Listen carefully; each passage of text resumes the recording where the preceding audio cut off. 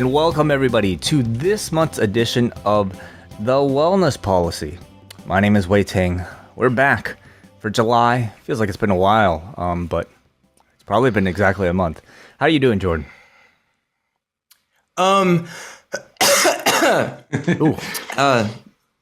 Yes. I'm doing way better than I was last month. I almost tapped out 10 minutes into the last episode, just having trouble breathing. I wish I could say I was feeling better, but so is life. I'm here. I'm alive. I'm grateful to be with you and our new co-host and a bunch of community members on Zoom. And yeah, dude, I'm good. Let's fucking do this.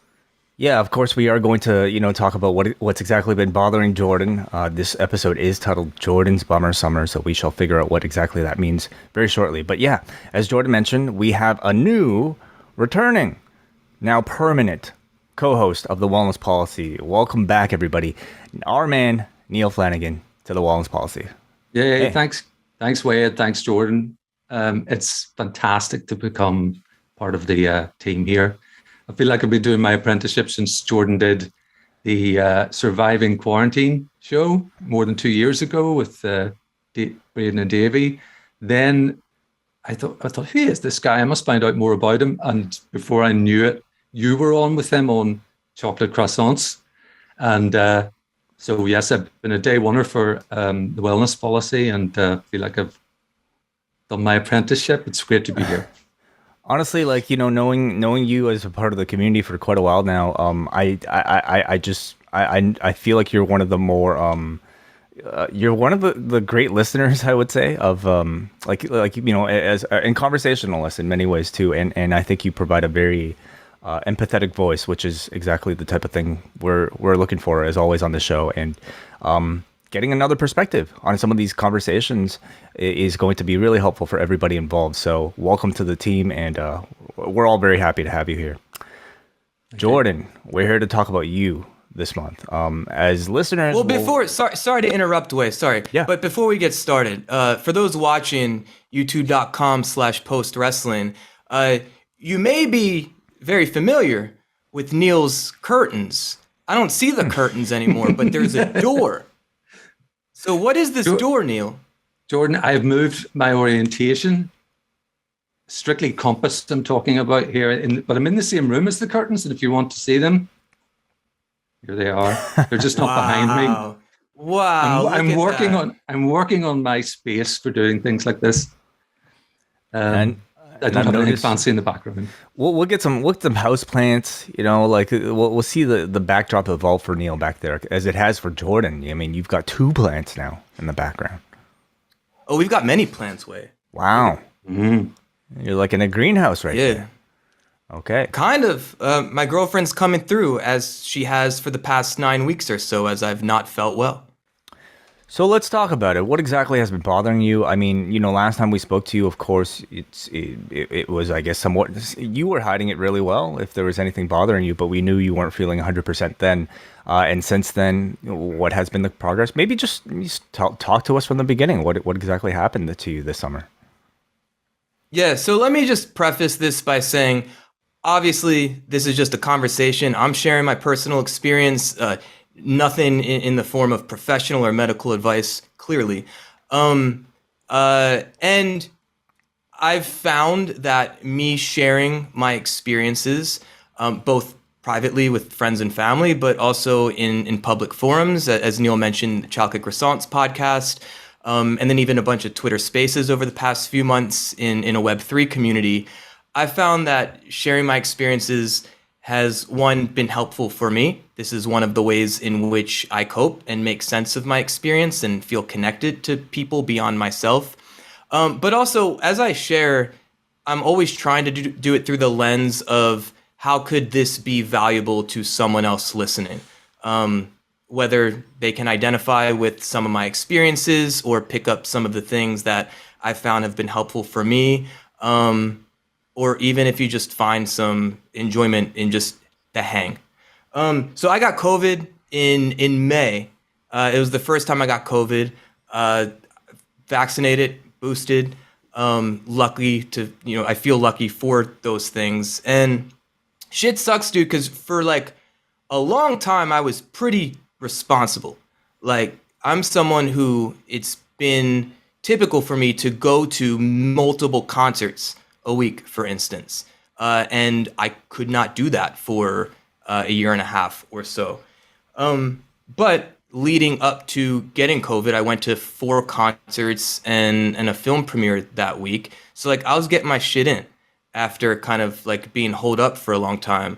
Felt a tickle in my throat, got COVID, was fine with it in the sense of like, it seems that for most people, it's a couple days and then they're typically good. For about a week, I had the worst throat inflammation I've ever had. And typically I'll get some sort of sinus infection annually, and it's a good week where it sucks. But this was different.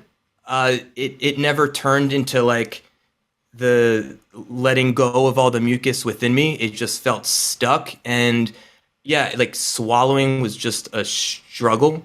And then in about a week, it started to lift. I was feeling really good about that and figuring I could continue on with life. And then immediately as the throat inflammation subsided, I just felt my like upper body, just like rib cage, chest, like this fucking squeeze. And it made it hard to breathe. And obviously it was anxiety producing and concerning. And throughout this chat, we can kind of speak about maybe the mental health effects of physical illness and things like this, especially a relatively unknown novel virus. But yeah, dude, it just felt like I went from one physical set of symptoms to a completely different set, where it was just this squeeze on my chest and ribs. And over time, that has gotten better, painfully slow. And as we can get into, I took steroids for a couple rounds that created an entire host of, in some ways, even more uncomfortable experiences and side effects for me. I picked up another virus of some sort, and like a yeast infection in my mouth, like along the way. And where I am now, it's like still kind of hard to breathe. Still pretty fatigued. It sucks. But I'm doing my best, and I'm trying to control the things that I can control. And that is my response to my experience. Mm-hmm. Yeah, we of course have been getting like pretty frequent updates from you, Jordan. But just to kind of even hear it all put into perspective like that in succession, it's difficult to hear, and I mean all the more I think we're thankful that you're even making the effort to be a part of a show like this, for instance, and maybe through this difficulty, being able to perhaps share your experience for people who might be going through either something similar or something worse or something not as bad.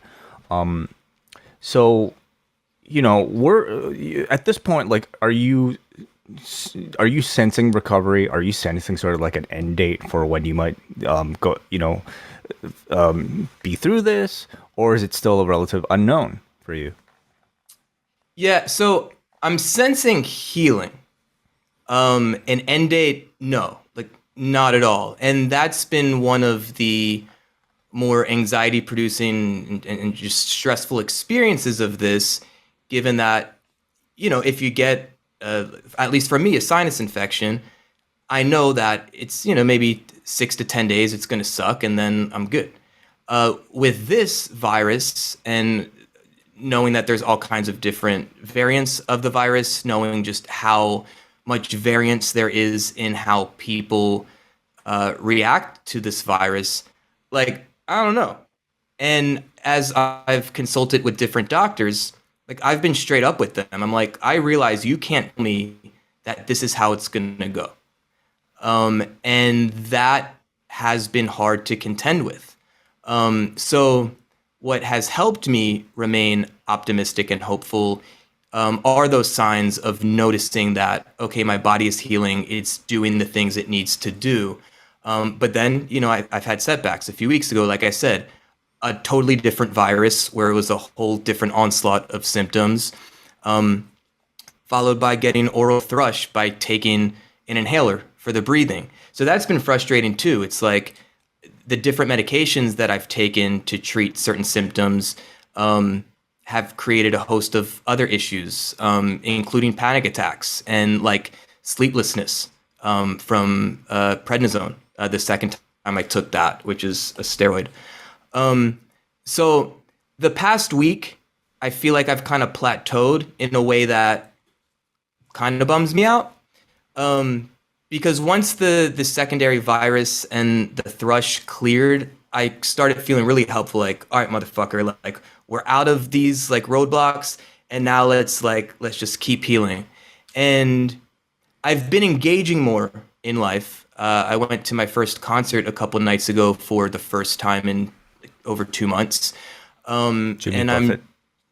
Jimmy Buffett. Yeah, I feel like we got it. Some things you got to do once in life. I sat through the first 4 songs. It was fine. And then after 4 songs, I was like, I did Jimmy Buffett. That's all I needed. You left that for 4? What song? I left the seat after 4 songs. I walked around and socialized, and I was out of the venue within an hour of the set beginning. What songs? That Finn song? Fins to the left, fins to the right. Are we familiar? No. Okay, so check this out. Check this out. Asked.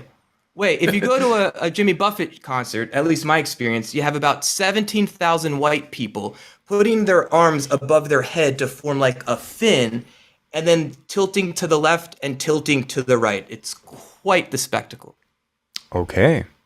Well, I hope you felt better like after that experience, but you had it. Okay, so you went to the concert, and then what after that? What after that? Wait, we're still talking about Jimmy Buffett? Well, we're talking about you going back out briefly, experiencing life. Yeah. I mean, I'm going back to that concert venue tonight to watch a screening of that Summer of Soul movie. And I got a half dozen concerts coming up over the next, 10s or so. And just like going back out to teach my music lessons, to do my career coaching business, like engaging more in the real world with life. And so I don't know if because there's been so much more output that maybe the healing has slowed a bit. I don't know. But what I do know is that for the past 5 days, I'm coughing a lot. It doesn't feel particularly productive, and I've gotten a ton of pain. And this has been one of the key things, especially since taking the prednisone. Just pain like on the side of my left pec. But I've also known that historically that has been a way in which I have physically experienced anxiety. Anxiety is something that I've experienced in various degrees since adolescence. So I'm pretty familiar with my own experience of that. But as I cough now, every time I cough, it hurts. So, doctors suggested maybe like I strained something from all the coughing or all the pressure in that area of my body. So I don't know. I'm just trying though. But yeah, I do want to acknowledge one of the things you mentioned is that you guys have been in touch with me, and maybe I'm jumping ahead as far as ways in which I've coped with this. But I'm very community oriented. Like I get energy by feeling connected to people and by engaging with people. So, as you said, like, I've continued to do this podcast and other things. Like me doing this podcast today and doing it with Rye as our guest last month, like that helps me heal from my perspective. I'm not suggesting that's the same for anyone else, but I think one takeaway from this conversation could be an open curiosity to understanding what works best for us in our own individual cases. Yeah. So, I want to maybe go back to some of the the mental health aspects of what you've been experiencing, Jordan. You know, as somebody who is at least, you know, has a bit more of a self awareness, I would say, about how their body or what their mind is telling them than perhaps you know, the average person. Can you maybe take us through some of the processes of what you've experienced and how you were able to, you know, deal with it, if you were able to? Yeah, well, certainly I have been dealing. To what degree, who knows? But social support, as I said, has been huge. Thank God for my lovely girlfriend. One of the silver linings of the past few months has just been feeling closer to her, emotionally, of course, but just at least from my perspective, like a greater sense of just loyalty and trust and things like that. Just seeing how someone like that responds when, you know, you're in need. And for a good amount, especially in like late May and throughout June, like I was not okay. Like I was in need, socially, emotionally, physically, etc. Like it was really rough for a good 5 or so weeks. And then since then, it's been just trying to like get back to some sort of baseline. And then having friends like you. I mean, like the two of you, Neal and Wai, like I realize you both actually give a fuck about me. As we've been chatting, I've had a text from a friend, Sabrina, just saying, how you feeling? And Sabrina is someone that I haven't seen in person in many, many years. We knew each other when we were young, but like in times like this, you kind of get a sense of the type of people in your life that, you know, think about you and consider you and care. And so that's been helpful. Being part of Post Wrestling, that's been helpful. Even just as a distraction to engage with your guys' content or more socially in Discord and chats and things like that. Those things have been helpful.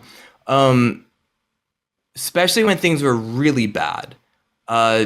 Meditation, like guided meditation. I mean, I was doing that hours and hours a day, and it's kind of like me practicing what I've preached for decades now. For me, it works. It really, really works. So just going on YouTube, and whether it's guided meditation for healing, guided meditation for anxiety, meditation for sleep, like whatever it felt like I was needing in the moment, I was seeking that out, and that has seemed to work for me. A big component of meditation is diaphragmatic breathing, or belly or deep breathing. And that obviously for COVID symptoms is huge. And I know, like, you know, a lot of pulmonologists and professionals like that will basically prescribe that type of breathing to help strengthen the lungs. But not only that, I understand that that type of activity or exercise is really key for reducing physical and emotional stress and anxiety, and just helping turn on what we informally call the relaxation response within the body. So by me doing some of those things, I'm literally helping my body to heal. You know, our bodies are like expertly designed to fight off infections and viruses and things like this.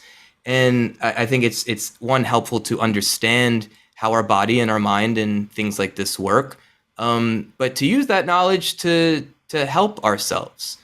So, you know, even what goes into my body, being more mindful about that. Way less sugar, for instance. More greens. All I drink is hot water with ginger root, lemon, and honey. So being more mindful about just, you know, the food and drink intake and things like that. And yeah, so those are a handful of the things that have been helpful. But like, I think what's also been helpful is being able to accept what was happening to me, not necessarily trying to fight what was happening to me. I feel like when we deny what's going on, when we try to avoid the reality of our situation, all we do is create more tension. All we do is create more pressure. So a big part of this has been just like fucking acceptance of this is what's going on, accepting that I don't like it, accepting that it's scary at times and frustrating at times and anxiety producing at times. You know, I would watch days come and I have concert tickets and I just didn't go to the concert. Like that sucks, especially for me. You know, losing out on money, like that's a bummer, but knowing that certain concerts and certain venues like they're to me rare and meaningful. So to miss out on experiences like that, some of them were heartbreaking, but being able to accept that and having someone like my girlfriend or other people in my life to share what I'm feeling and what I'm experiencing, like not holding everything in. That's been key in helping me endure the past few months. Jordan, can I chip in there just to say that, I mean, I remember very well the week of the concerts where you were well and was in quite close touch with you and have been since. So I feel like I've been on this sort of journey along with you in some ways. And always when I reach out, hoping for, yeah, I'm feeling much better, to be the answer. And it's frustrating as a friend not to hear that. It must be doubly frustrating for you. And I wanted to broaden things out just ever so slightly, just for a moment, and then focus right back in on what you were just saying. In doing just a tiny bit of homework for today's show, I was looking at the relationships that have been studied between mental and physical wellness. And on brand for Post Wrestling, I decided to pick out of the thousands that are out there, a Canadian one, the Canadian Mental Health Association. And I'll just absolutely boil it down to the headlines, which it says, people who report symptoms of depression also report experiencing 3 times as many long-term physical conditions as the general population. So that's pretty stark. And on the flip side, people with long-term physical conditions have twice the likelihood of also experiencing a mood or anxiety disorder when compared to those without. And that's all I want to say about that study. It goes into an awful lot of detail about societal stuff, housing, poverty, other factors that would be at play. But I think we could all relate to being in a low mood for one reason or another. It could be a bereavement, it could be a life event, or it could be clinical depression, or just feeling down. And motivation tends to go out the window. We tend to grab comfort food, whatever that happens to be for people. It always tends to be something unhealthy, though.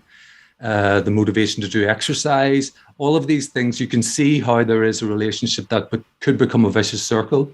So to go right back to you, Jordan, and the coping mechanisms that you were talking about, to break that circle that I've just mentioned, how deliberate did you have to be, bearing in mind that you're a mental health practitioner, about strategies such as meditation, mindfulness, gratitude, breathing exercises? In scheduling them, did you have to do that? Or had you built that muscle so much over the years that it was clear to you, this is what I've got to do? Just curious about that. I did not have to schedule. Like, me doing those things as a response was like, if I don't try this, I don't know how I'm gonna continue on. Yeah. Like when it's hard to breathe, you know. Yeah, I was first introduced to guided meditation when I was 12. I'm 36 now.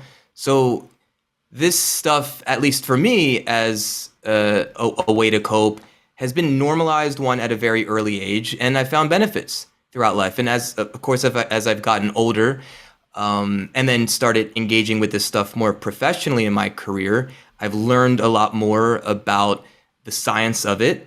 I've learned a lot more about history and different techniques, whether from Buddhist monks or Peruvian shamans and people like that. And so over time, I've come to believe in its worth much more. So, if you're going to take Tylenol for pain, I'd imagine most people take it because they have some sort of trust or faith that it will be helpful, or at least more helpful than not. So for me, as far as like a guided meditation, that I've known that seems to help me. Things like that, in particular, it's not like I have to like work up the motivation or energy to do it. It was more just like grasping for straws of like, let me reach for the thing that seems to be most effective for me. Right now, I'm in a state where I am trying to force myself to be more engaged with life, especially outside of the house, because I also know that for me, the more time I spend inside, my energy starts to like get really stagnant and concentrated within me. And then I typically feel a bit more agitated or anxious. So I know if I can just get my ass out of the house just to take a walk around the neighborhood, I'll be better off for that. And so things like that, I do have to use more mental or internal energy to allow me to not get stuck, if that makes sense. Yeah. But again, it's like a push and pull, because especially when I'm not feeling well, I realize that maybe the best thing for me to do is rest and to allow my body to just heal. But when I do too much of that, I start feeling like I'm not connected to the world anymore. And it's just a lot of experimentation of figuring out what might be most beneficial to me in this moment. And that's a question I'm continuously asking myself. In some of our pre-chat conversations, you mentioned, for you in particular, perhaps the importance of humor in helping you perhaps navigate some of this. You care to talk about a little bit about that? Yeah. Like we did a whole wellness policy episode on comedy, and I think this also connects to the episode we did on the nature of play or playfulness.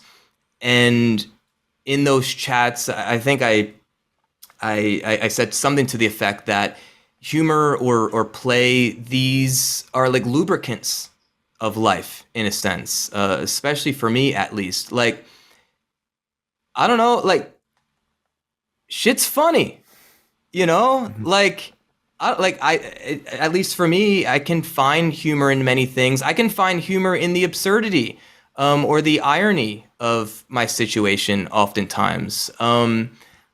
Humor is one of the ways in which I most enjoy expressing myself and relating to people. So, of course, I'm going to engage in the things that make me feel good. And I think that can be a choice, just like I believe that much of mindset is a choice. When I was exploring a bunch of this stuff, like as a late teen, and just going through a period of setbacks and just not good, like a succession of not good things happening to me, I found a book called Learned Optimism by a researcher and mental health professional named Martin Seligman. And that really opened up my worldview to the power that we have as individuals from more of like a cognitive perspective, are the beliefs that we hold that help shape the thoughts that we experience. And I believe that optimism, it can be a choice, and it's a skill, I think, more specifically, that can be practiced and strengthened and developed. That doesn't mean that we need to be naive. That doesn't mean that we need to be not existing in reality. But I have a good feeling that me being more optimistic about my situation, believing that I will get better and that I'm not subjected to like a lifetime or years of difficulty because of this illness, I believe that makes a difference. It certainly makes a difference in my moment-to-moment experience. If I'm sitting here thinking like, this isn't fair and I'm fucked for life now, well, like, I'm not gonna feel better. I think that's pretty clear. So attitude is a choice. And I'm not saying that's always easy for me. When I'm having a panic attack, it's really hard to be rational in the ways in which I'm talking now. Another reason why having social support is so key, at least for me, so I can talk some of these things out and try to make sense of it and maybe try to check some of my more unconscious perspectives that are influencing my thinking from moment to moment. But yeah, attitude is a choice. Attitude is a skill that can be developed. And I would much prefer to choose and practice optimism and positivity and lean into humor to try to find the humor in some of the despair, perhaps. And I don't know, it's just fun to be funny. That it is. Yes, it is. I'm just kind of maybe want to focus in on a little bit what you said between being optimistic but yet not naive, and it circles back to maybe what you're talking about like acceptance and understanding the reality of the situation. How do you find that balance? If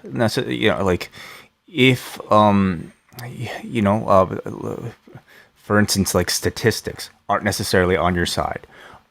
If what a doctor's telling you isn't necessarily on your side, how do you accept maybe what might be a reality that's been told to you while also remaining optimistic? I think it's a great question. I think a big key is, again, acceptance of the uncomfortable truths and emotions. So not ignoring the sadness, not ignoring the pain. So when I say it's a choice to be optimistic, I'm not saying just be blindly optimistic and just ignore the totality of your experience or the situation. So for me, it's acknowledging the times in which I'm bummed out and feeling the sadness. And for me, like, it's not particularly easy to cry. I actually wish it was more natural for me to cry. It isn't. But I can talk about the sadness I'm feeling. I can express the sadness that I'm feeling, whether it's expressing it musically or through words or something more visual, or whatever it may be. When I'm experiencing any kind of fears or anxieties, or just the physical discomfort, like, I'm not suggesting to ignore that stuff. Now, I would suggest to check in with yourself and ask, perhaps, is this helpful? Because I believe we're designed I believe emotions are meant to serve us. I really do. It's just that as human beings, oftentimes things go a bit unchecked and things get to a point where they no longer become helpful to us. So at least for me, that's something I'm always trying to check within myself. But to deny a shitty situation, again, that doesn't change it. And I don't think that's helpful. So yeah, to your point, there is a balance in these things of accepting the reality of the situation, acknowledging that this is upsetting or painful. But I still believe there's room for hope and optimism. I don't know if you guys are familiar with Viktor Frankl's book, Man's Search for Meaning, but it's one of the more well-known books just on the human condition. This dude was a fucking Holocaust prisoner. And he wrote a book about his experience surviving the Holocaust.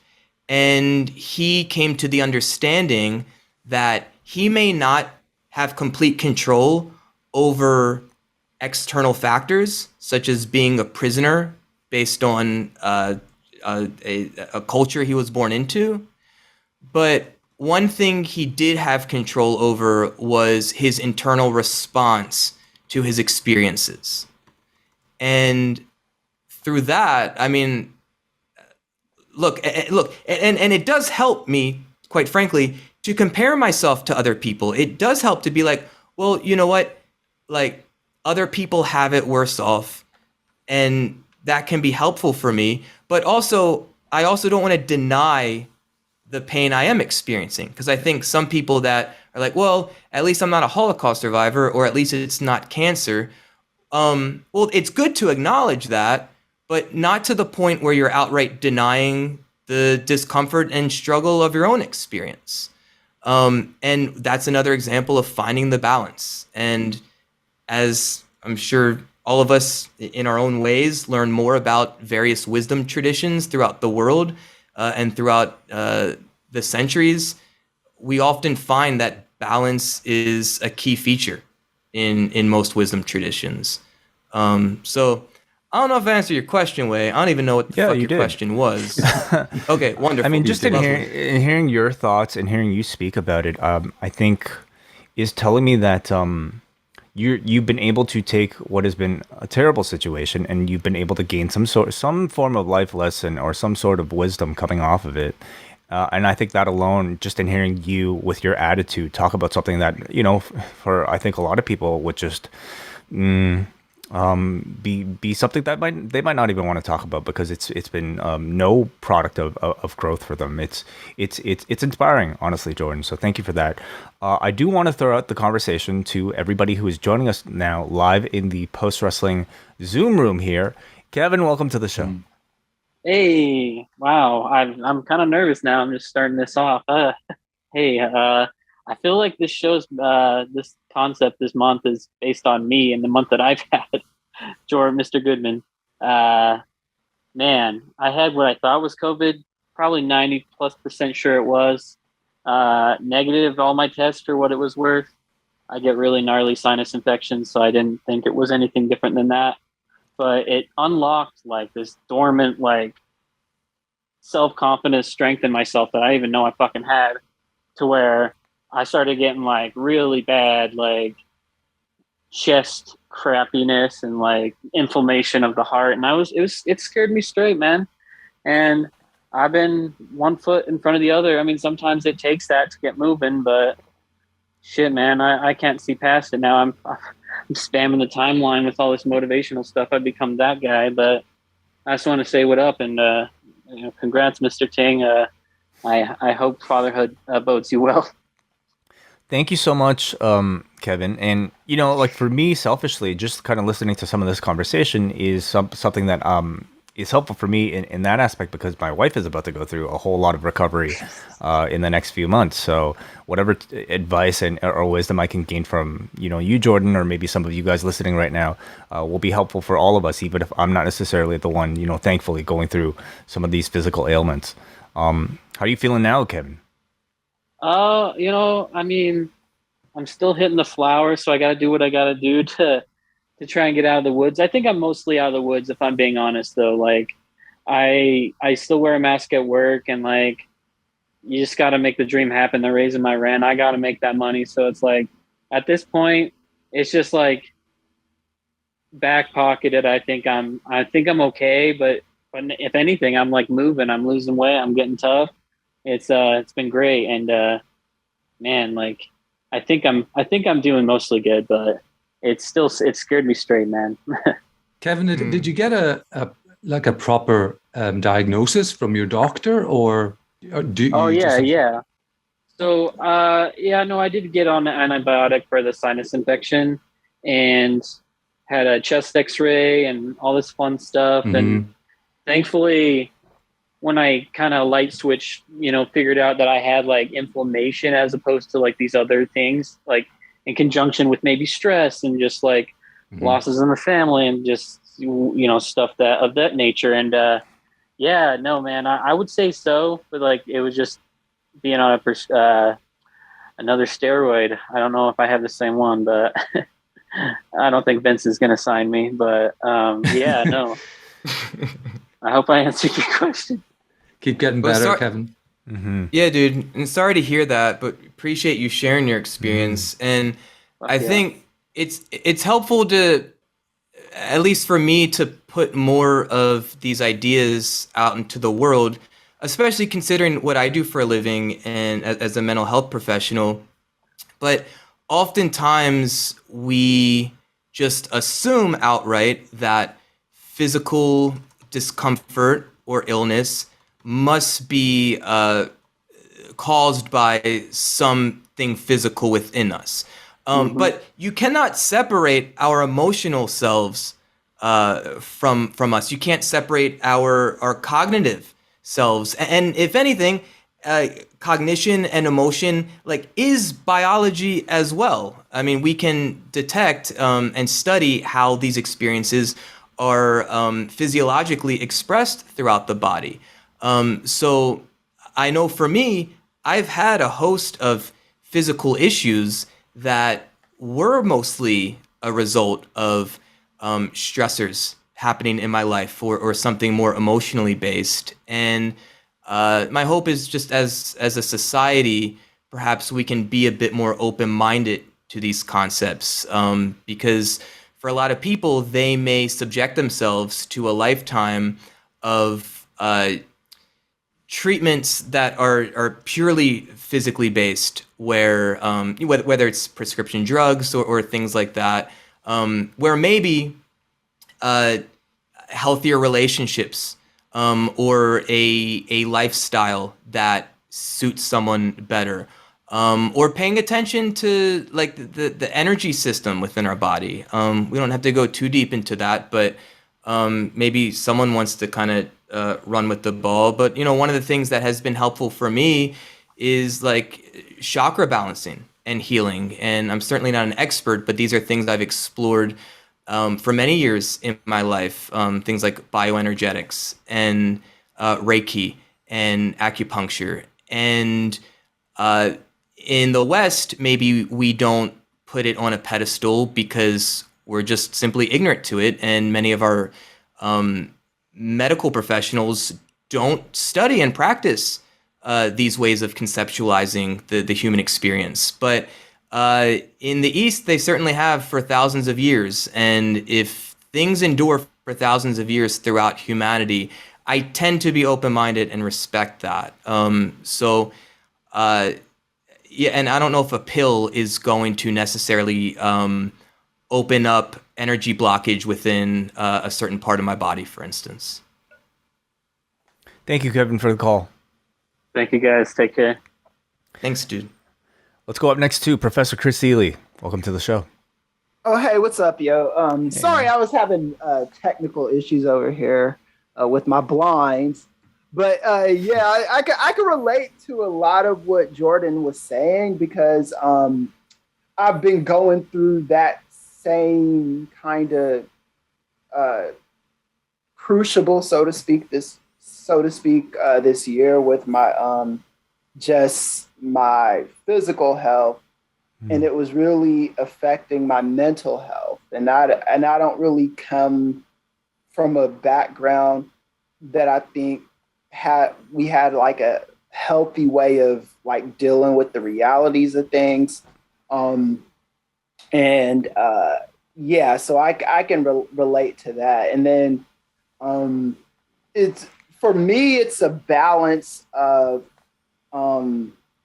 not being like overly negative and pessimistic, but also not being positive to the point where it's positive, toxic positivity as they call it, where you're just kind of denying the reality of what's going on, and not dealing with the matter in a full way.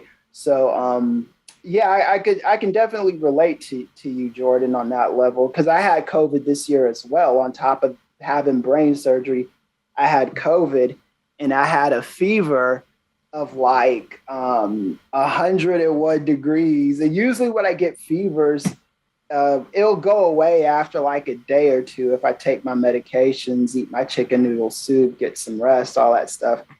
And this fever just was not going away. I was 91 degrees for like, or not 90, 101 degrees for like 3 days straight, and I was losing my mind. So I can only imagine what it's been like, for you, for all these months. And then the brain surgery has messed up my balance like so crazy, and it's just kind of like used.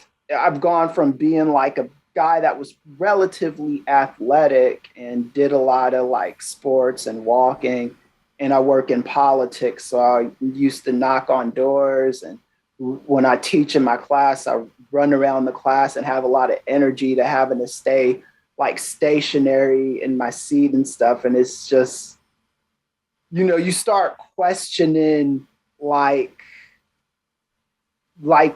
it's not your fault that you've got the disease or you're going through what you're going through physically or whatever. But, I always find a way of blaming myself for my balance. Maybe if I did this different back then, I wouldn't be going through this, or maybe if I did that differently, I wouldn't be going through this. And it's not healthy. So that's just my story. So Thanks for sharing it, Chris. And respect for you having that self-awareness about some of the ways in which you naturally maybe tend to kind of talk to yourself in your head. But by noticing, that may not be helpful for you. Now, of course, if you were doing things, let's say smoking cigarettes and then get lung issues, then okay, like that would be helpful to notice this thing I was doing contributed to some negative outcome and maybe I should stop. But if you're finding yourself blaming yourself for things where it isn't helpful or doesn't improve your situation, good on you for seeing that and addressing it. And like change isn't easy, especially when it comes to like just thoughts. It's not like we're in control of these thoughts. They just come up and they often appear like valid and real. So it's just a matter of learning to relate to our internal experience in a different way. But my hope for you, Chris, is that, as you try to work through these things, that you can be kind to yourself, like really, really kind to yourself, especially if it may be a bit natural to maybe beat yourself up and feeling like you should have done things differently.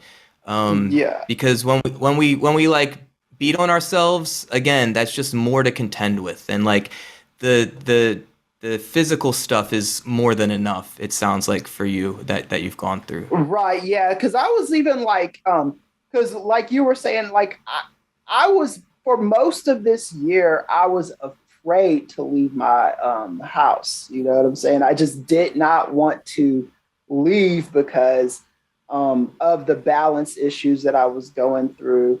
And even like I would go to I remember when me and my girlfriend went to Double or Nothing in Vegas, I was trying very, very hard to get out of going on that trip.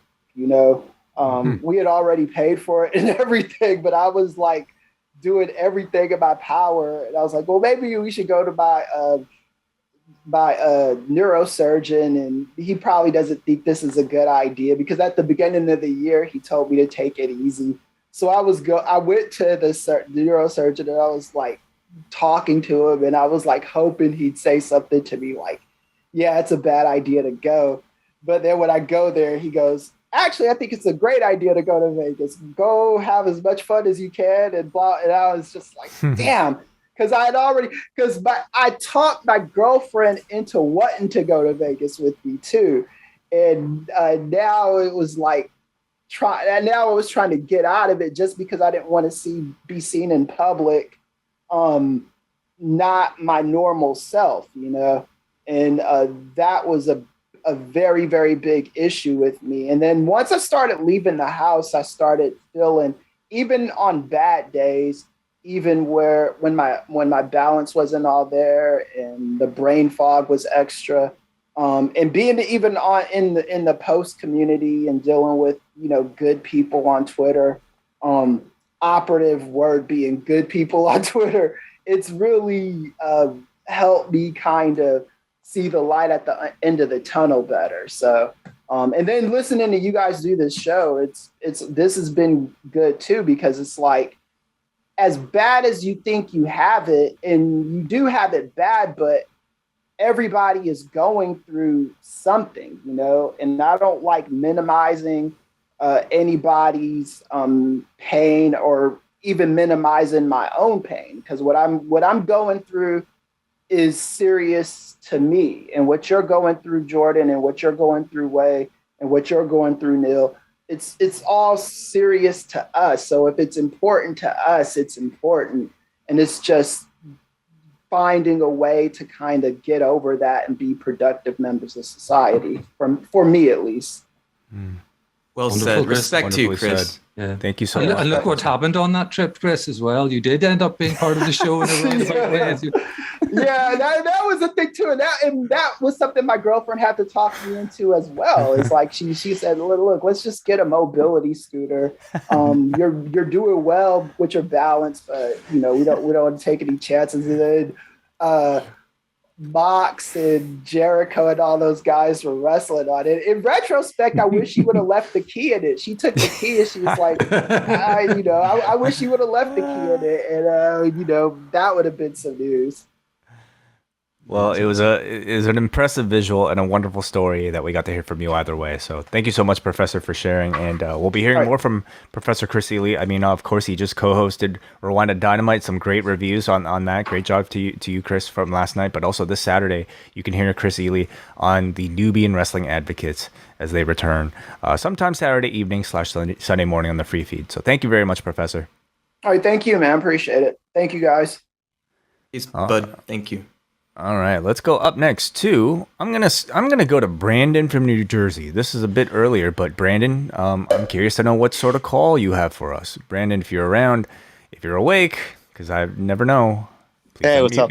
There he is. Hey, Brandon. How you doing? Hey, you were talking about humor in dire situations, and like, I mean, I know people, like what Chris says, people go through different shit and whatnot, but I try to use humor in if like during the winter time, like me and my family were supposed to get together and whatnot, and both sides got COVID, like they got obliterated with COVID, and like I got tested and I tested negative, and so did my two parents. But yeah, it sucked. I mean, like those times are pretty happening vibes with my family, like to have fun and whatnot, and that holiday was a pretty lonely holiday. It sucked, but I just like put on the bright side and just try to be positive and say, you know what, maybe next year we'll do it again and whatnot. But no, I just like to be more positive, have a positive outlook when it comes to negative situations. I don't want people to feel bad for me or sympathize and whatnot. I just cope with it by dealing with humor and whatnot. Do you use humor, Brandon? Precisely, Neal. I.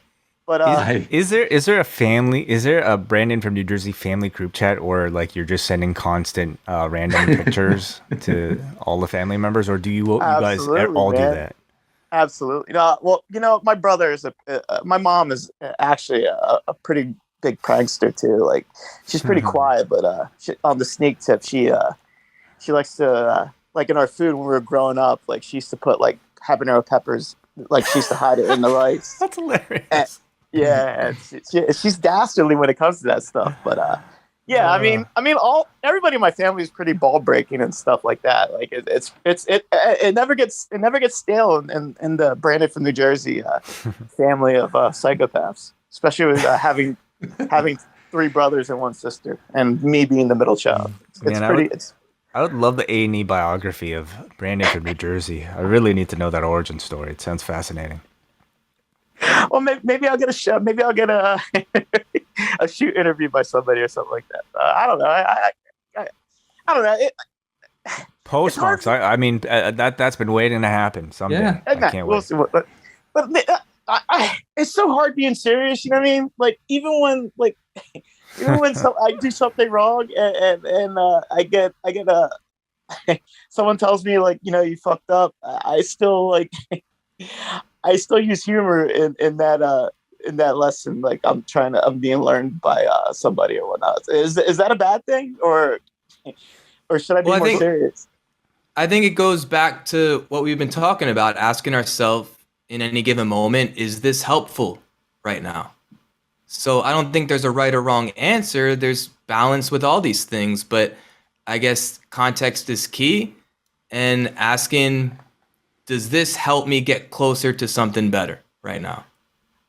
All right, Jordan, let me ask you this. Like, like at funerals, like, in sometimes like that, like, I mean, I don't know, we're people cope in different ways. Like, we crack jokes when when my grandmother passed away, like, and people were looking at us like, well, wow, why are you cracking jokes during this serious time? Is that bad? Like, I mean, I know people cope in different ways, but I mean, I don't know.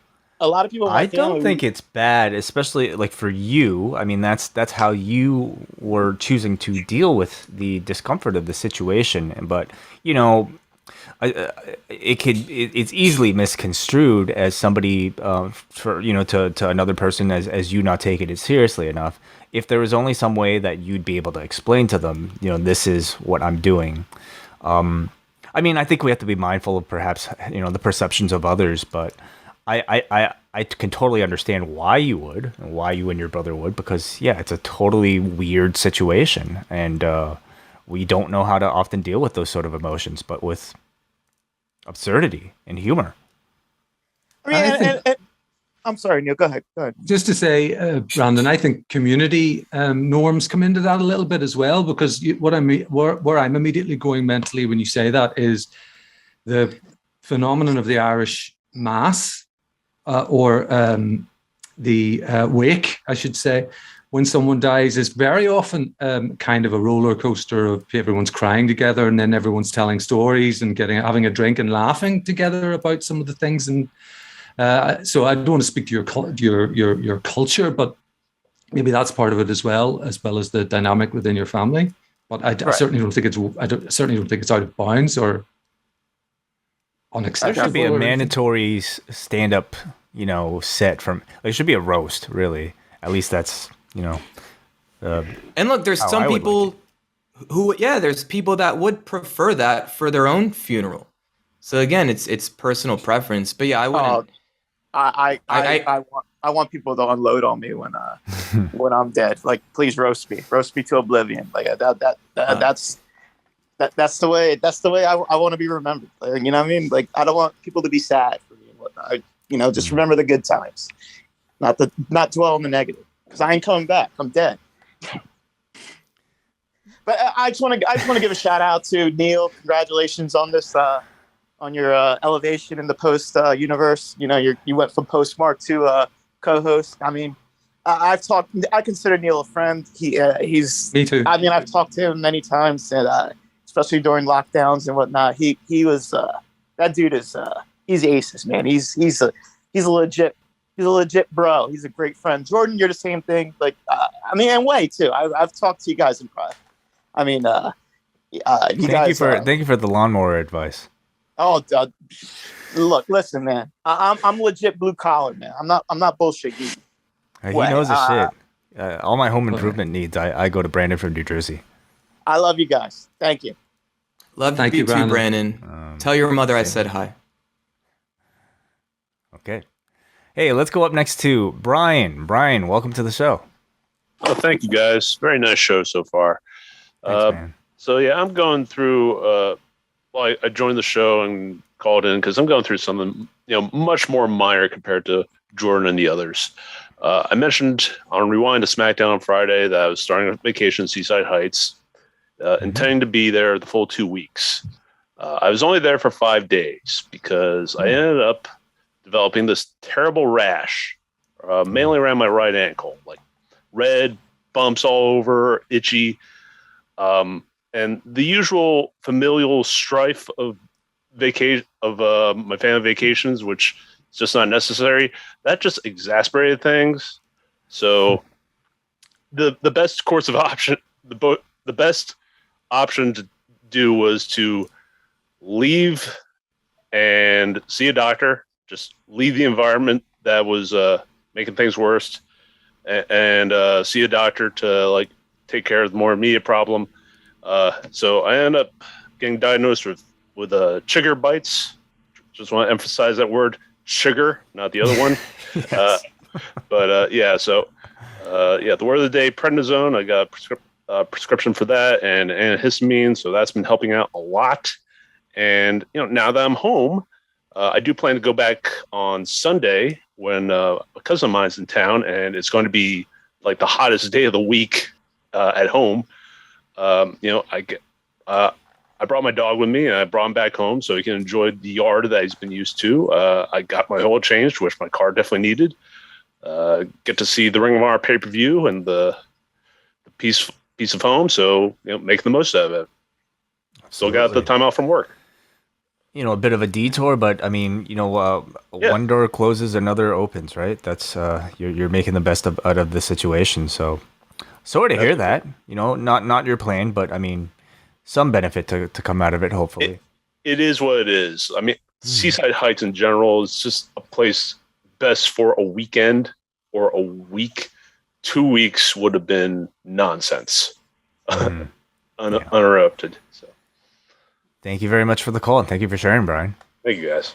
Thank you, Brian. Thanks, Brian. We go up next to Hansi. Hansi, welcome to the Wellness Policy. What's going on, guys? Hey, man. Hey, Hansi. Hey, what's up, Jordan? What's up, Neil? Hey, Hansi. Congratulations, Neil, on the permanent gig, bro. Thank you very much.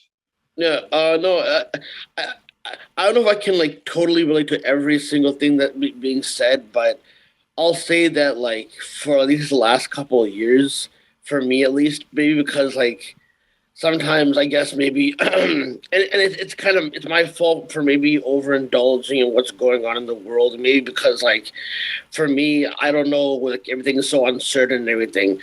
But like, I noticed that like, because like, I've like lost motivation to really like go work out. Like I try to like walk around a bit, but like I have lower back problems. I think I have arthritis in the back, and like I'm so even when I go to the movies or I go like I went on vacation, like not vacation, but to Detroit for AEW, and like I was like I felt like people that I was with they like you can tell like it kind of gets a little bit annoying because like I'm not super complaining, but like because you have all these back issues, you can't really walk around as much anymore. You got to sit down every couple of minutes and all that. And I think it's like also dealt with. Like I think like a lot of the mental stress has kind of been accumulating. I think like 1 year like I stopped writing in my journal, which I accumulated a lot of feelings and it fucking added more pressure to I felt like there was more pressure on my back. So then when I started like unleashing a little bit on my journal, just kind of aligning my irrational thought and kind of just getting it all off my chest, it kind of helps a little bit better and all that. But sometimes it's like I don't know, sometimes you don't know like if there's any point of sometimes like I do sit and wonder my mortality, and I do wonder what purpose I serve on here, because because everyone's gonna have their I'm not saying you guys for example you guys have been more understanding about I can come here and talk to you guys about this kind of stuff, but this is just I feel like I'm never really gonna be understood with my mental health issues and all that kind of stuff and how deep seated it all runs, and it just it's kind of affected me physically. Sometimes I feel like the medication has added to my weight gain, and then I eat my feelings a lot. You know what I mean? But I have good moments where I feel a little bit more positive. But then it just I think a lot of the world's issues have kind of added to my stress level. Even though I should try to avoid that, but it's I feel like we're on the verge of everything breaking down, and I just kind of with the uncertainty, I kind of just lose my mind, and it's kind of added to my physical ailment, if that makes sense. It does. Yeah. It's been what? Sorry, go ahead, Neil. I was just going to say, Hansi, it sounds like you're doing what you can do, at least sometimes. When you talk about you're not completely shut in. You do try to get out and about, and you can only do what you can do. I mean, I am never going to run a marathon, for example. That's sort of for somebody much fitter than me. And we can only do what's within our capabilities. So, if just getting some fresh air is enough to make you feel better, then so be it, Yeah, no, definitely. See, I didn't know. I don't know if my story really resonates with a lot with a lot of people here or anything. That I just wanted to add to this. I just wanted to add because it all adds to mental health and all that. You know what I mean? Like maybe I'm also afraid to go to the doctor to find out if I have anything severe or anything like that. You know what I mean? Like I also going to fear that. I also think that maybe watching too much Sopranos analyze because it's a psychology type of show, right? And I think I've been rewatching that a lot this year. That it probably kind of adds to my you know what I mean? I sit there thinking I'm Tony Soprano, talking to my therapist, you know what I mean? It just I guess I've always been uncertain about this world, which always has made me kind of nervous because I tell myself that if I'm gonna die. I might come back as somebody else. Maybe my consciousness will be transferred. So I have to tell myself all these little stupid theories about it. Or I start contemplating maybe we lived a past life and this is the world that we're living in now is kind of the afterlife. You know what I mean? I get so much into my head that it really does stress me out because I don't know what the game plan is. You know what I mean? So I worry, you know what I mean? But go ahead, Wai. Well, I'm just curious, Hansi. Have you made any attempts to maybe quiet some of that self-talk? Have you ever tried something like meditation? Yes, I always listen to I always hear about meditation, and that's why that one time when you guys were talking about it, I kind of was asked. I kind of asked your thoughts on the dream stuff because that's the closest thing that I feel I have to meditation is when I have the sleep apnea machine where I'm I feel everything 1 hour of sleep feels 8 hours, right? But I've never been able to sit there and meditate because I'm always in my head thinking. I can't just free my mind. I have no idea how any of you, if you guys do meditation, I have no idea how you guys can do it. I've tried a couple of times. I'm not gonna say I've tried a whole lot, but I get kind of annoyed just sitting there, kind of quiet and trying to do it. I have no idea how to manifest this meditation that you guys talk about. Well, Hansi, maybe this could be helpful. So there's many times, especially the past few months, where I've been really in my head, really, really in my head. I took prednisone a couple of times. The second time, it fucked me up. I could not sleep. I felt like I was gonna burst out of my skin. I was highly, highly emotional. And even a couple weeks ago, I thought I was taking a CBD gummy. It was a Delta 8, and I foolishly took 4 times the recommended first dose. So it was one of I was so high, I thought I was literally passing on, literally dying. I was so high, and it was so uncomfortable. So when I feel like I'm stuck in my head too much, I try to bring more attention to my body.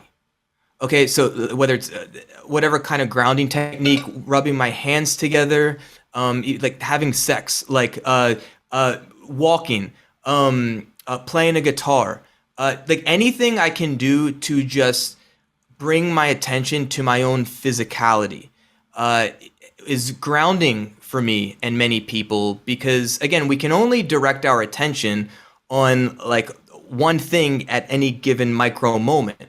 So if we're bringing more of attention to our body, also realizing that our body it's real and it's solid and it's present moment focused, and not just a thought. A thought isn't always present moment focused. We could be thinking about some potential future or something that happened in the past, right? But if we can just bring more of our attention to our physicality, as simple again as breathing or just rubbing our hands together.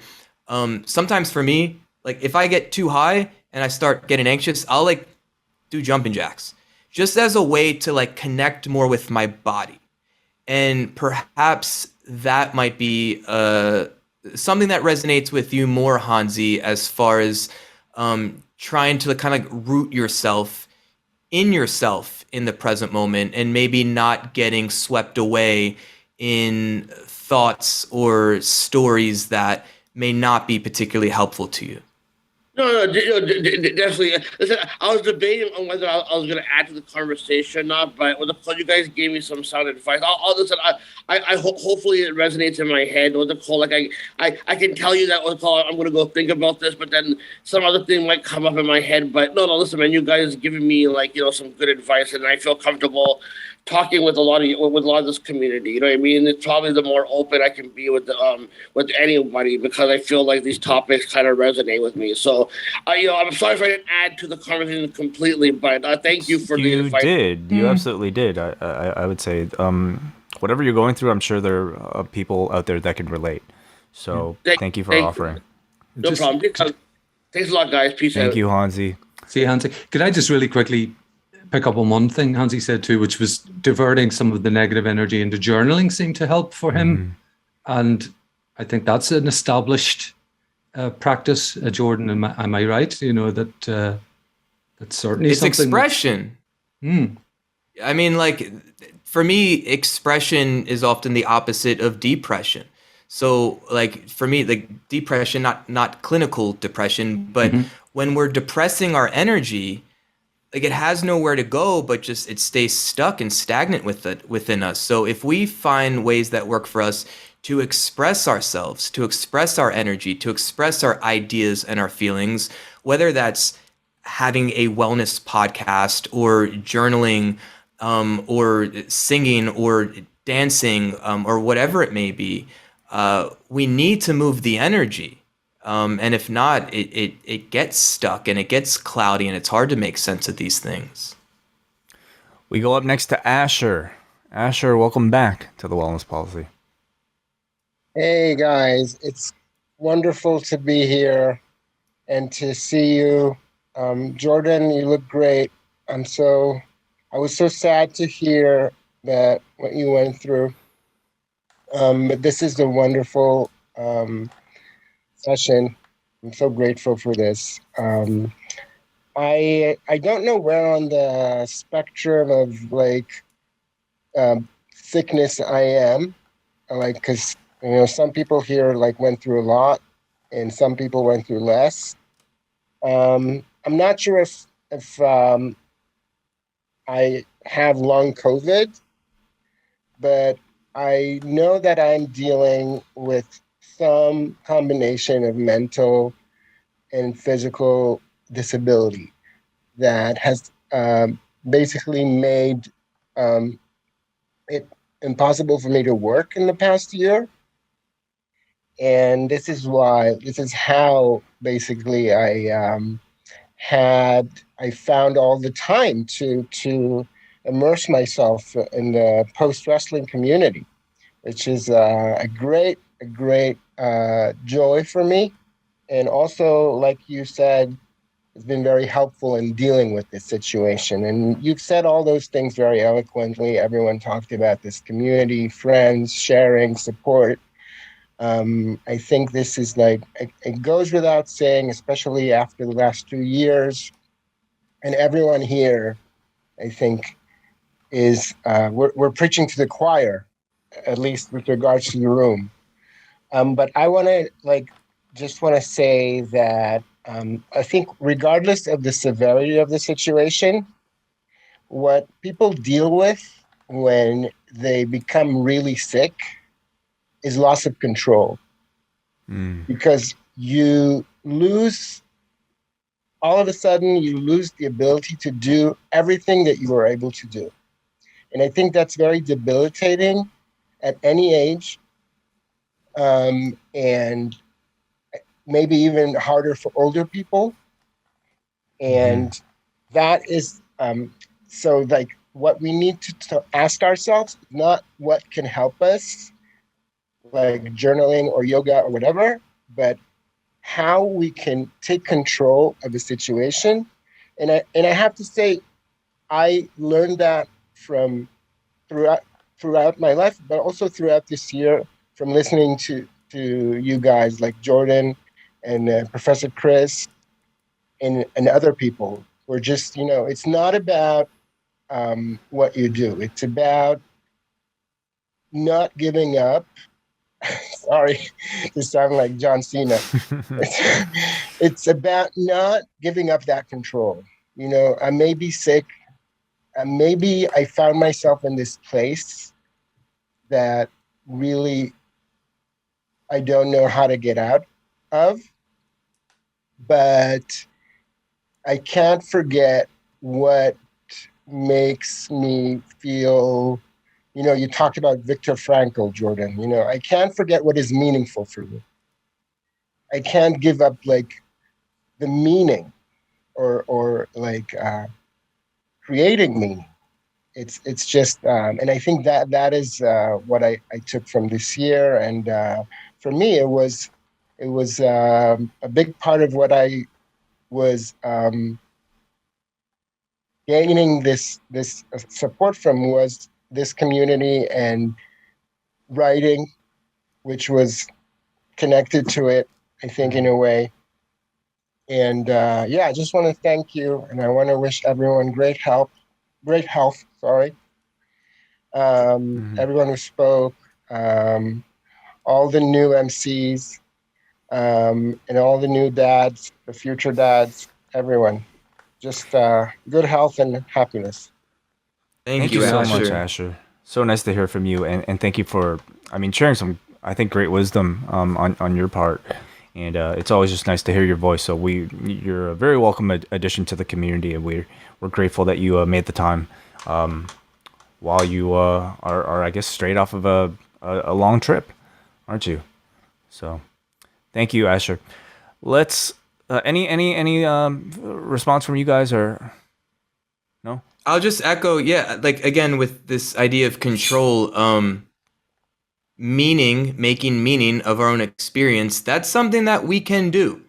1,000 people will have the same or similar experience, but you might have 1,000 different stories that they tell themselves about the experience. And again, I'm trying to find the silver linings in a pandemic, in getting COVID, and in any things that are unpleasant in my experience. What's my other choice? To not? Like, that's very black or white for me. To make meaning that's helpful for me, or to try to find some optimism in a situation. Also, what really resonated, just because I'm seeing, my dad struggle with his health in his 70s, the past few years.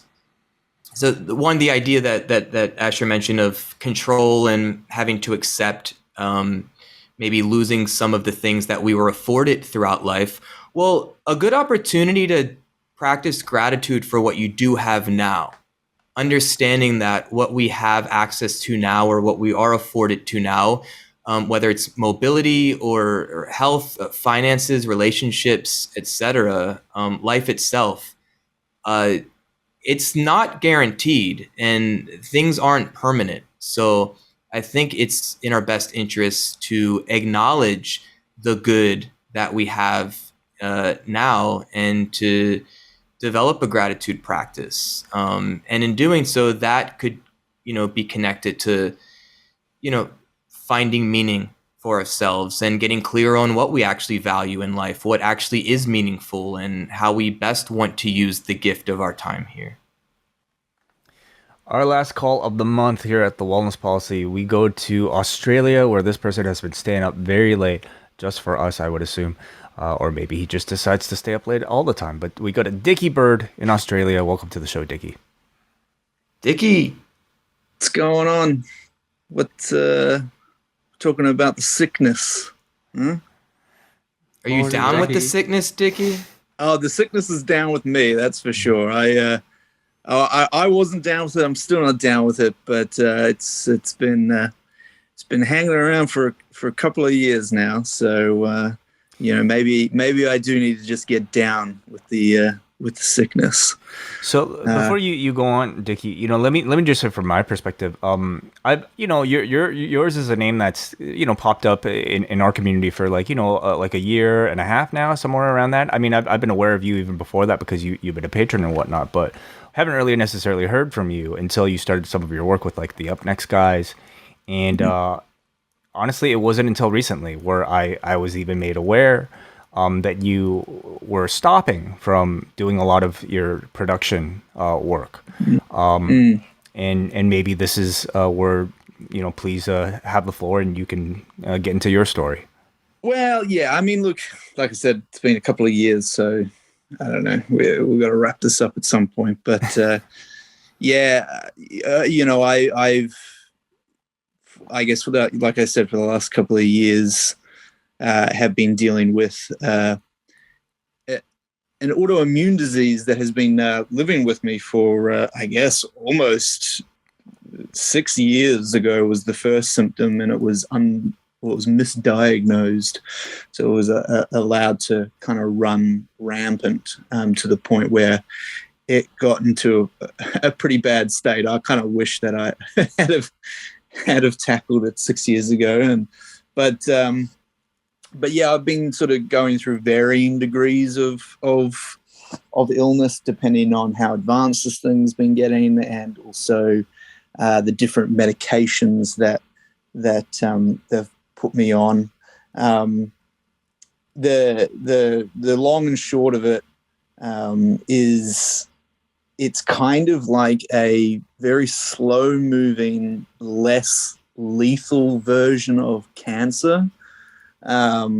Which I hate saying because, of course, people, I would much prefer to deal with this than if I did have cancer. But, there's these things inside of me that grow and spread. And if it gets too much, like it can, it was in my eyes, it could make me go blind, it was in my bones and all this sort of stuff. So it kind of operates where it sort of spreads, and obviously if it grows too much, it does damage your vital organs and stuff like that. So, even to the point where the first medication that they put me on, which was pretty bad, was actually like a chemotherapy agent. So for the first year it's like a year and a half, actually, really. I think it's only been 6 months since I've been off it. The first year and a half, was this low levels, don't get me wrong, and it I have a new appreciation for anybody who is dealing with severe cancer and has to be pumped full a lot more of this stuff. But that was it felt like my insides would be liquefied. I'd have to inject myself in the stomach once a week with this stuff, and then I would basically become like just this nauseous, just the worst feeling over the next couple of days, and then it would sort of get a little bit better, and then it'll be a couple of good days, and then I'd go through the cycle again, sort of thing. Yeah, luckily I'm not on any of that stuff anymore, but I am on some other stuff. I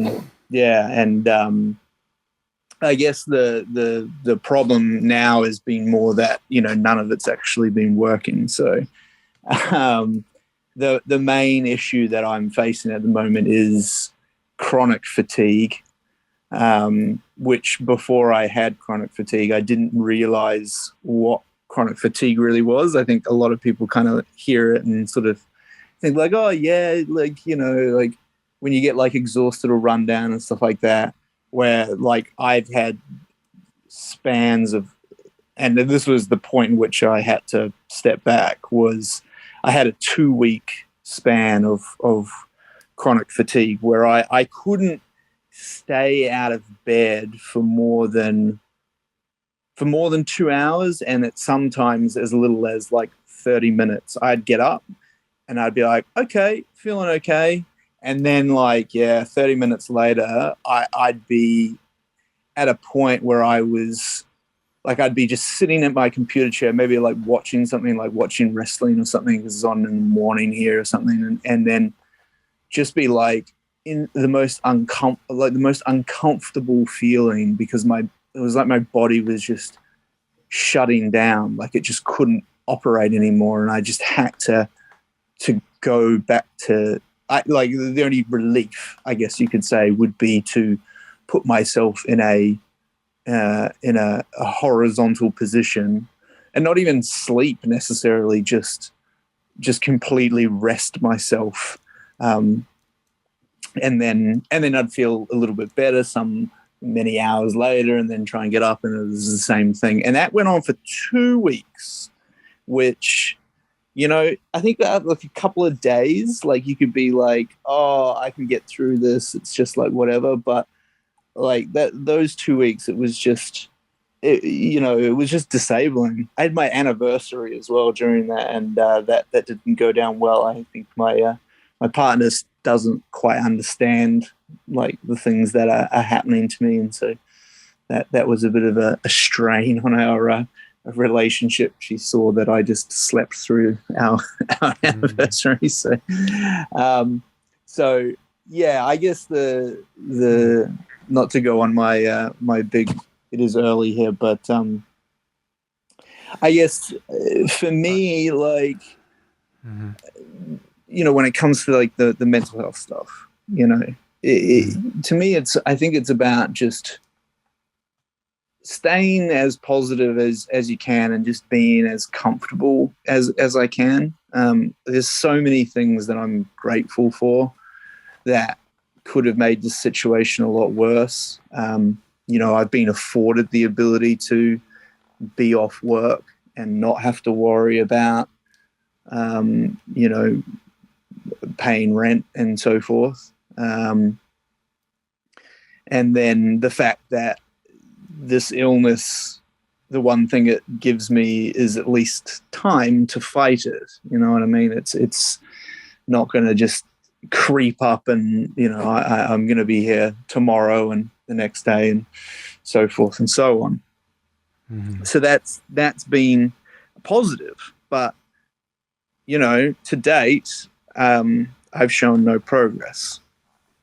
So I'm in a bit of a situation where some time is running out in some respects.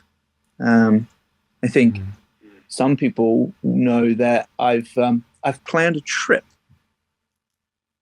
I've planned a trip to the United States and Canada to meet some of the people that have become closest to me and helped me through, you know, my mental journey over the past, well, especially the past year, 18 months. Because I fear that even though this thing inside me is not going to kill me anytime soon, it is very prevalent in my lungs, and I'm worried that I'm going to be put on a respirator at some point. I believe that's the correct term, you know, because whenever I go to my doctor's office, you see these people come in and they have a wheelie bag with a tube coming out of it going into a mask that's on their face, sort of thing. So I am sort of in the, like you were saying just before, Jordan, you don't know what, you know, life holds. And I've been sitting in my house, self-isolating for 2 years now. And I think it's time for me to have an adventure, even though the medication that I'm on has completely and utterly destroyed my immune system. So I will be walking into a minefield, but I think it's one that I need to do, or else I might regret, even if I come out of this the other side. So there's a lot I'm dealing with at the moment, especially just because that whole notion of really should I be traveling at the moment. But yeah, just kind of, you know, trying to stay positive and optimistic that everything's going to be fine, and that you know, I'm I just got my travel insurance approved the other day, so I won't. I can go to a doctor's place in the US, and I think I'll be fine. But yeah, so that's kind of like, that's as much into the story without going too much into it. But yeah, like I said, for me, it's just trying to be as comfortable as possible, taking for granted the little things, my dogs, and I have like an awesome support network of people. One of those people could have actually told you this whole entire story, because Neal knows all about this and has for a year and a half, since the beginning, and of course the Brandons, the Chris Leones, the Matty B's, the Erics, the Chris Elliots, the Joes, they're all in there, in my support group that have been, and the Choices. Thank you. I wouldn't hear the end of it. So yeah, that's been really, really good for me. But yeah, just one day at a time, and next checkup is next month, and hopefully it's good news. If not, be another 3 months after that, and another 3 months after that. So yeah, all right, there you go. Can I say, Dickie, that being a friend of yours for a long time, and having this information in bits and pieces just through private conversations, it's really brave, I think, of you to tell that story. And it's also kind of stark for me, even having the knowledge beforehand, to hear it concertinaed into the story that you've just told. I don't know what else to say there, except that, like Jordan, you're another person who clearly sees the value in humor. And I think I'd be right in saying that without the continual jokes and tapping into that humor, you'd probably be in a much worse place mentally than you are, which is remarkably good from my point of view. Who doesn't like a good dick joke, Neal? Exactly. I mean, I certainly want to echo what you said, Neal. I can't imagine, like, how difficult it is to try to communicate something like that to people that are listening to this that you might not know. But I guess what I can say is that I hope some people are able to perhaps relate to, maybe you might be going through and seeing how you've been able to take charge in some ways of what opportunity you have, whether it is to travel or whether it is to reach out to a community to perhaps find that support system if it didn't necessarily exist otherwise. It's incredibly admirable and inspirational that you're willing to share, and that you've managed to look to us, honestly, and look to this community, and it says a lot about the great people we have listening to these shows and being a part of all of this, that they've been able to help support you, and in turn, honestly, you've been supporting us. Like the amount of great stuff you've done for us is completely just more than we can expect. So the fact that you've chosen to take that energy to put into what energy you did have, and I can assume it probably wasn't that much at that time, and by putting it into what we do and the community, thanks for that. Yeah, I mean, and I appreciate that. Obviously it breaks my heart that I can't do it anymore, or that it's more that it's hard to do. It's hard to put into words, because it's like some days I can do work, and not at a full capacity, but like a couple hours here and there and stuff like that. But then there's other days, like if I go on a 2-week stretch where I can't do anything, like that's going to destroy a project that's got a deadline and stuff like that. And so I can't put someone else in that position of kind of screwing up their thing because they relied on me to do something. So I'm just not very reliable at the moment, and that annoys me. But it's not. Let me just say, as somebody who's done some editing in the past, I have an idea of how many hours and how much mental energy goes into some of the things that you've done, but for Up Next or for us. And I like people might think it's just sitting in front of a computer. It is like incredibly physically demanding. It is incredibly mentally demanding. It's so demanding. I don't like to do it anymore. I hate editing now. But the fact that you've been able to put on such high quality work as a one man operation, like you don't have to justify. I completely understand why. No, yeah, for sure. I guess it's more just that it is like it's. I guess it was just more because I feel like I don't trust myself anymore to be able to do it.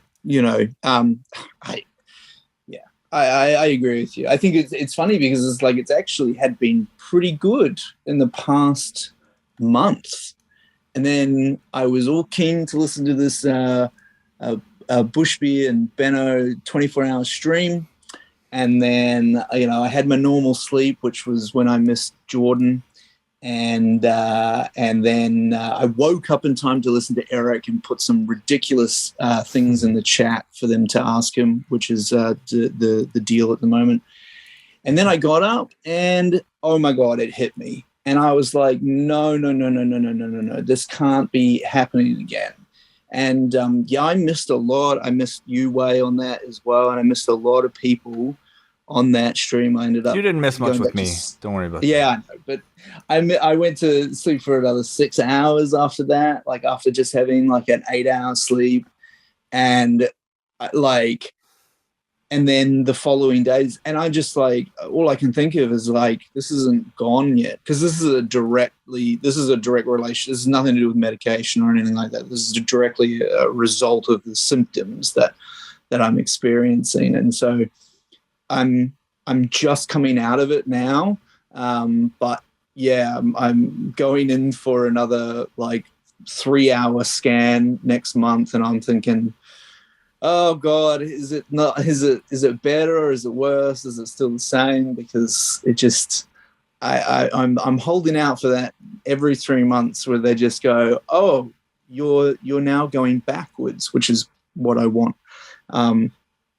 2 years I haven't had that, and it's just I'm trying to not get frustrated with that, but we move on, we keep going. So and the goal is that I'll be back and my work will be seen and celebrated by the best community in the world. So that's my goal. Even if it's not your work, I would say, just to have your presence around, whether it be in the chat room or on Twitter or on a show like this. I mean, that's, I think for all of us is enough, quite frankly. So thank you, honestly, for everything. Keep thank you for fighting like in. an 8-year-old girl. Nice. Yeah. That's it. Thanks, Asher. Chat room is hilarious today. Yes. All right, guys. I will talk to you later. Thank you. Love you, Dickie. We appreciate you, brother. There's been a lot of courage, I would say, on this show, between you, Jordan, and everybody else who's decided to call in and speak about some very personal issues. And I want to thank everybody for taking the time, even if you just chosen to listen. If you always want to leave a comment, you can do that either in the Patreon, under this show, or on the forum, or maybe most welcome and most direct would be through the Discord in the Wellness Policy channel, postwrestling.com/Discord. You can jump in, it's free to enter, and you can communicate with Jordan Goodman or any of us, directly. Do you guys have any maybe closing thoughts about some of the conversation, whether it be, Neal, Jordan? One thing that stuck in my mind that Jordan mentioned earlier on is that we shouldn't write off alternative therapies, homeopathy, those sorts of things. We in the West are a little too quick to do that. And just, it is an entirely anecdotal story, but a very good friend of mine from work who has chronic back issues has found immense relief through acupuncture, which, people poo-poo, but it works for her. So it's worth, I guess, this is not medical advice, of course. I mean, I'm not a professional in any senses of these areas, but I think it's worth exploring these things. I found tremendous benefit from just a couple sessions of acupuncture when I was about 20 years old. And that really opened me up to understanding more about energy systems and how other cultures of medicine and just people more generally understand the system of us and physical and energetic presence and health and all these things. I would also offer one of the things I've done most reliably every day, especially when I felt worse, that we haven't mentioned, is shaking. And this is something I've practiced for many, many years, but I found a ton of benefit. And you look at, I don't know if you have a dog or a cat or some shit, like if they get up and they get off the couch or whatever, like animals shake. They literally shake off excess or stagnant or stuck energy. And they'll kind of shake, they'll do their stretches, downward dog, like cat poke, cow, like a lot of this wisdom comes from just studying other animals. And our biology is not that far off from other species. Just other species often have a bit more wisdom as to what their system needs in any given moment. So I don't think something like literally just shaking a part of your body that feels like heavy or stuck or stagnant, like I don't think that's common, just because if we were to do that out in public, we'd get looks at us like, what's wrong with this motherfucker? Right? So a lot of my understanding, or I guess maybe just like evolution of a practice like this, has been becoming less critical of myself and just becoming more open and curious about what might be possible and what could be helpful. I love my girlfriend because she has now gotten to the point where she'll encourage me shaking. And it took me a while over the past few months to feel comfortable to, one, tell her, hey, this is something that helps me when I'm in private. Do you mind if I do this? I don't want you to freak out. Sorry if my audio cut out. But I told her, like, I had some fears. Like, I don't want her to think like I'm weird, or I don't want her to freak out if she like hears me shaking or hears me like vocalizing energy. Chanting is a whole nother like way to move energy within us. And you can look these things up and kind of get a sense of different frequencies of vocal tonality or sounds, match frequencies within the body, and some are more healing than not, etc. But to echo what Neal said, just being more open-minded to what could be possible as it relates to our healing. I think experimentation is a healthy thing as it relates to just understanding what works best for us. Is shaking just not another form of dance? The Harlem It's similar. Shake, like a release of energy, really. Of course. And perhaps, the shaking in the ways in which I've been practicing might be a bit more targeted to areas of my body. But yeah, there's a reason why like dancing is healing. There's a reason why movement is healing. Like, we are designed to move. We are not stagnant beings. Again, I said earlier, our energy needs to move, and there's all kinds of ways to do that, whether physically, in other forms of expression through creation, socially, emotionally, etc. So I mean, look, I think if anyone takes anything from this, my hope would be just expression. Just express. Like, the more we hold shit in, it has to go somewhere. And sometimes it comes out as physical illness, or it comes out in behaviors like addiction that may not be helpful to us. We just got to keep the shit moving. Thank you so much, Jordan, for allowing us to really focus on you. But by extension, I think a lot of people were able to maybe get something out of the conversation, and might be able to apply it to themselves. And I look forward to next month, where it sounds like you and Neal will be bringing us an edition of the Wellness Policy as I go on my paternity leave. Do you guys have any ideas of what you may be discussing just yet? Nope. No. No, I mean, maybe Brandon from New Jersey Post profile. I'd certainly be interested in this. But I don't know. If you're listening and you would like to offer an idea or two, please join us in the Wellness Policy channel and Discord. Neil and I will figure it out. We'll figure it out, but we'll be back next week. And Wei, as you take your time off, well deserved. I just want to publicly acknowledge you. Thank you. Me being able to share my experiences, like that helps me.